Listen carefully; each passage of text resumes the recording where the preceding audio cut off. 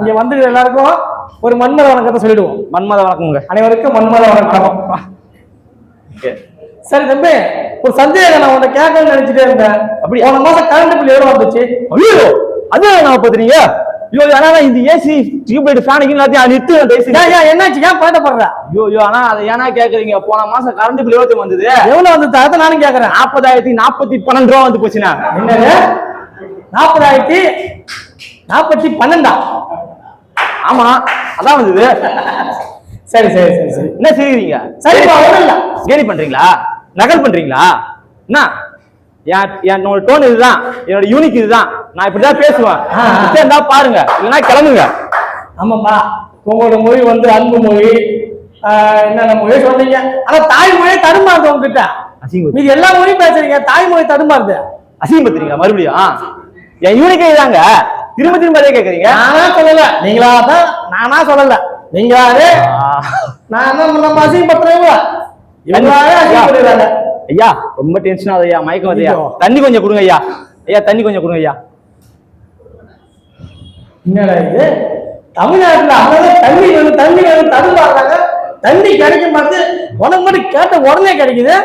ஐயா நானா கேட்டவனே கிடைக்குது. எங்க அண்ணன் கேட்காமலே கிடைச்சது பாத்தீங்களா? அண்ணன் மனசுல தான் நினைச்சாரு. அப்படியே மழையா வந்து பொழிஞ்சது பாருங்க. காவேரி அப்படியே பிறந்து ஓடுது பாத்தீங்களா இல்லையா? அதான் எங்க அண்ணன் முட்டு போடுவீங்களா? ஏங்க இதுக்கு பேர் முட்டாங்க. ஐயோ ஆண்டவனே எங்க அண்ணன் பக்கத்துல இருங்க. நாங்க நாங்க முட்டு கொடுக்கணும். ஆண்டவன் உங்க அண்ணன் பக்கத்துல இருக்காரு. உங்க அண்ணன் கல்லூரி போனார்ல, அப்ப 41 பேர் செத்தாங்கல்ல, அப்ப அந்த ஆண்டவன் எங்க போயிட்டாரு? காப்பாற்றுக்கலாம்ல அந்த மக்களை. நீ கேட்ட ஒவ்வொரு கேள்வியும் இந்த சிற்ப லட்சம் மாதிரி இருந்தது மாப்பிள்ள. அடிக்கிற போலதான் இருக்குது. சரி, என்னப்பா நீ ஆண்டவன் பக்கத்துல இருக்கிறான்ற, நீ வந்து அப்புறம் வந்து கட்டின மனைவி பக்கத்துல இருக்கிறாங்களா? ஆண்டவன் இருக்கட்டும். இப்பதான் ஆச்சுங்க, மறுபடியும் அடிப்பீங்களா? சரிப்பா, ஏதோ வந்திருக்க, ஒரு வேலையா வந்திருக்க. நீ என்ன நினைக்கிற சொல்லிட்டு போ.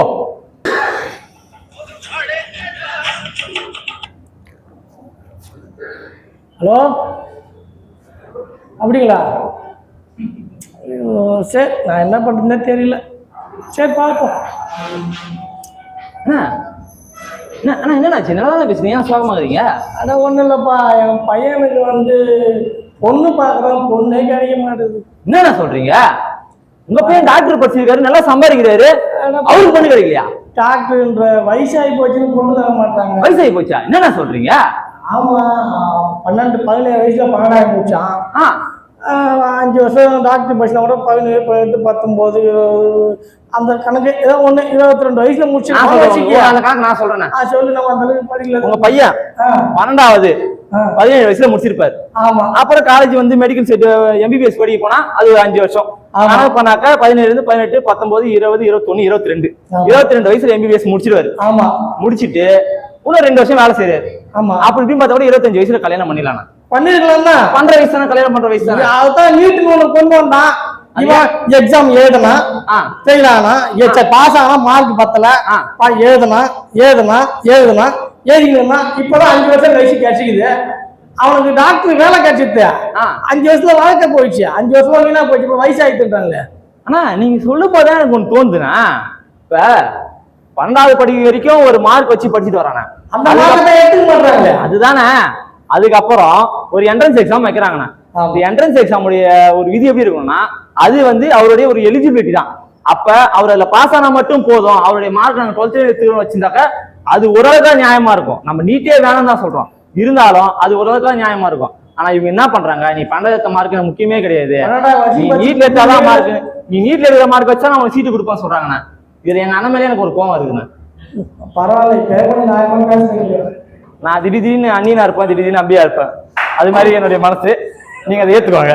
சரி, உங்க அண்ணன் ஏன் பத்திரிகையாளர் பார்த்தாலும் பயந்து ஓடுறாரு? ஒரு அவரை பார்த்துட்டு வரவங்க எல்லாம், சகோதரி சொன்னாங்க, அவரை பார்த்துட்டு வரவங்க எல்லாம் பத்திரிகையாளர்கிட்ட பேட்டி கொடுக்குறாங்க.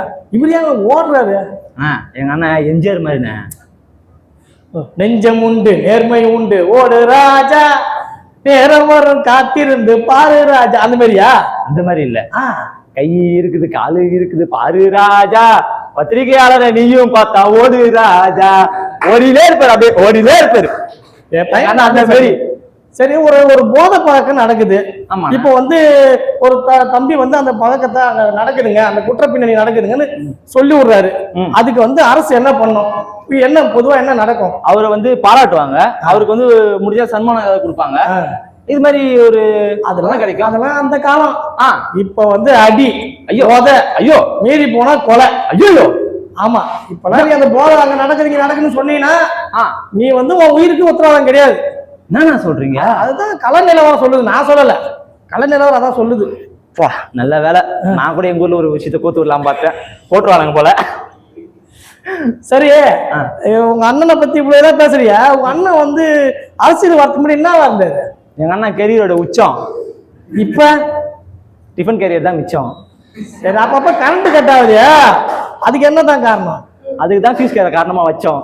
எல்லாத்தையும் காரணம் வைப்பீங்க, எல்லா காரணத்தையும் அங்கதான் வைப்பீங்க. ஆமா, அப்புறம் சரிப்பா, சரி, ஓகே. கணக்கெல்லாம் போயினுக்குது, ஒரு பாட்டோட முடிச்சுங்க. பாட்டு பாடுமா? சரிண்ணா. சினிமாவில் நடிக்க போறேன் தன்னே நானே, சிஎம் தான் ஆயிடுவேன் தன்னே நானே, மக்களுக்கு நல்லது பண்ணுவேன் தன்னே நானே. ஒரு மனசாட்சியோட பாடணும். இது என்ன இது? வேற மாதிரி ஏதாவது பாட முடிஞ்சா பாடு, தயவு செஞ்சு யாருக்கும் மாட்டாங்க, போயிடுவாங்க. சரிங்கண்ணா, உங்களுக்கு மாத்தி பாடுறேன். சரி. சினிமாவில் நடிக்க போறேன் தன்னே நானே, சிஎம் தான் ஆயிடுவேன் தன்னே நானே, பாப்பானுக்கு பதவி கொடுப்பேன் தன்னே நானே, பாஜக பத்தி பேச மாட்டேன் தன்னே நானே, விவசாய கடன் தள்ளுபடி தன்னே நானே, டிவிக்கு கட்சியே இல்ல தன்னே நானே. டிவிக்கு கட்சியே இல்லையா? ஆமாண்ணா. சரி, புரியல, ஒண்ணும் புரியல. டிவிக்கு கட்சியே இல்லைன்னா எப்படி அது? அது பாலியல் பொறுக்கிகளின் கூடாரம் தானே தன்னே நானே, தன்னே நானே, போடு தன்னே நானே, தன்னே நானே, தன்னே நானே, தன்னே நானே, தன்னே நானே, தன்னே நானே, அரைவேக்காடு அமைச்சர்கள் தன்னே நானே, மக்கள் ஒண்ணு முட்டாள் இல்ல தன்னே நானே, பெண்களுக்கு பாதுகாப்பு இல்ல தன்னே நானே, ரீல்ஸ் போடும் அமைச்சர்கள் தன்னே நானே, தொழில்துறை கவுந்துருச்சு தன்னே நானே, காவேரியில தண்ணி இல்ல தன்னே நானே, கரண்ட் கூட நின்று வருது தன்னே நானே, கக்கூஸ் கூட போக முடியல நிம்மதியா தானே தன்னே நானே, தன்னே நானே, ஓடு தன்னே நானே, தன்னே நானே, தன்னே நானே, தன்னே நானே, தன்னே நானே, தன்னே. நீ எல்லாம் சாப்பிட்டு இருக்கிற தண்ணி என்ன நானே, நாங்க எல்லாம் சாப்பிடல தண்ணி என்ன நானே, நீ எல்லாம் சாப்பிட்டு இருக்க தண்ணி என்ன நானே, நாங்க இன்னும் சாப்பிடல தண்ணி என்ன நானே. ஏப்பா, என்னப்பா நீ? அனைவருக்கும் வணக்கம். நன்றி. முக்கியமாக